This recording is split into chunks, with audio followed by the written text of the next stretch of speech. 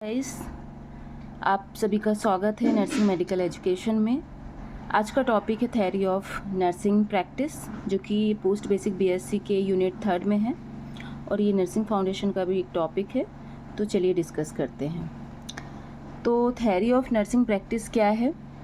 The theory of nursing practice is the framework that guide how nurses deliver care, make decisions and interact with patient, family and communities. It provides a scientific basis for nursing actions, helping to connect theory with practice. तो nursing practice क्या है? Nursing practice theory ऐसे सिद्धांत, विचार और परिभाषाएं हैं जो नर्सिंग कार्यों को समझाने, मार्गदर्शन करने और भविष्यवाणी करने में मदद करते हैं। ये बताती है कि नर्स को क्यों और कैसे कार्य करना है। इसका मीनिंग ही यही है कि हमें कैसे वर्क को प्लेस करना है, कैसे वर्क करना है, ये थ्योरी हमें सिखाती है। तो what is theory of nursing practice? यही है, it is set of concept, definitions and preposition that explains, guide and predict nursing practice. जैसे मैंने पहले बताया, ये बताती है कि हमें क्या और कैसे करना है, गाइड करती है। It helps nurses understand why they do what they do, not just how they do it. वो कैसे काम करे, क्यों काम करे, ये हमें नर्सिंग थ्योरीज ही बताती है। It bridge the gap between nursing knowledge and clinical applications. तो ये दोनों के जो गैप है नर्सिंग नॉलेज और क्लिनिकल एप्लीकेशन के, उसको फुलफिल करती है। अब इसके लेवल क्या क्या हैं, नर्सिंग थ्योरीज के लेवल क्या क्या हैं? तो ग्रैंड थ्योरीज है एंड ग्रैंड थ्योरीज,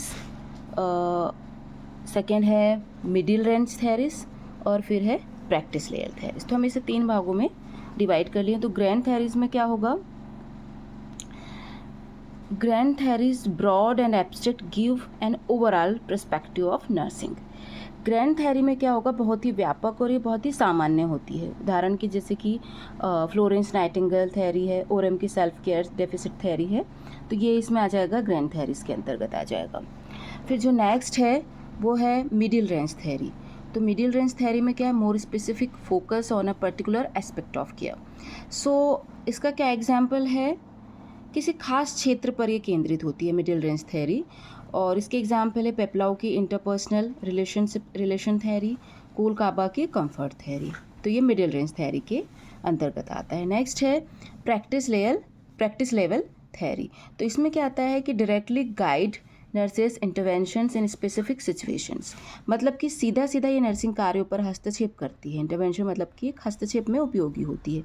उदाहरण के लिए जैसे कि पेन है, पेन मैनेजमेंट, जिसे हम दर्द प्रबंधन मॉडल भी बोलते हैं, end of life care model भी हम इसे बोलते हैं। अब हम आते हैं नर्सिंग मेटा पैराडिग्म में। इसके क्या क्या कंपोनेंट्स हैं? Person, environment, health and nursing. हम इसे प्रॉपर डायग्राम बना के भी लिख सकते हैं, पर्सन, एनवायरनमेंट, हेल्थ, नर्सिंग। सो अब इसमें पर्सन में क्या होगा? जिसको देखभाल मिल रही है, पेशेंट है ना, तो वो पर्सन में आ जाएगा। एनवायरनमेंट में जो हमारे आसपास की स्थितियाँ, जैसे शारीरिक, सामाजिक और सांस्कृतिक, तो ये सब एनवायरनमेंट के अंतर्गत आ जाएगी। फिजिकल, सोशल, कल्चर, जो कि हमारे हेल्थ को इफ़ेक्ट करती है। फिर नेक्स्ट आ जाएगा हेल्थ। तो पेशेंट की जो सेहत है या बीमारी की स्थिति इसमें हेल्थ में आ जाएगी। और फिर नर्सिंग, जो नर्सिंग के द्वारा किए जाने वाले कार्य हैं और जो उसकी केयर है, वो इसके अंतर्गत आ जाएगी। अब आते हैं इसके उद्देश्य, जो क्या क्या इसके उद्देश्य हैं। पर्पस ऑफ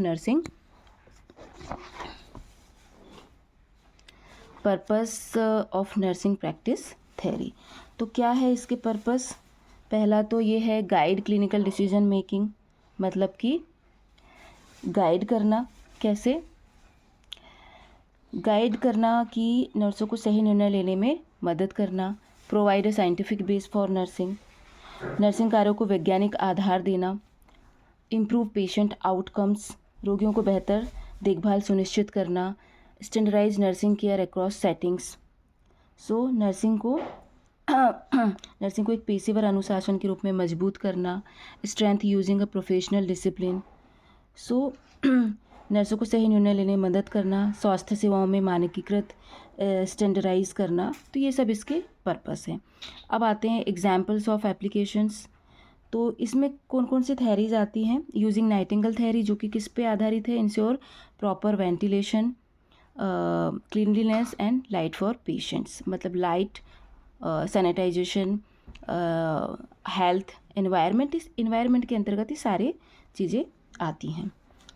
साफ वातावरण, रोशनी, वेंटिलेशन की व्यवस्था इसके अंतर्गत। फिर ओरम्स थ्योरी के अंतर्गत क्या आएगा? ओरम्स थ्योरी में आएगा पेशेंट को खुद की देखभाल करने में मदद करना, assisting patient with self care activities until they regain independence, करना जब तक कि वो स्वतंत्र ना हो जाए, क्योंकि यदि पेशेंट है तो वो अपनी खुद से नहीं कर पाएगा, उसे इनकरेज करना। यूजिंग पेप्लाउस थ्योरी में क्या होगा?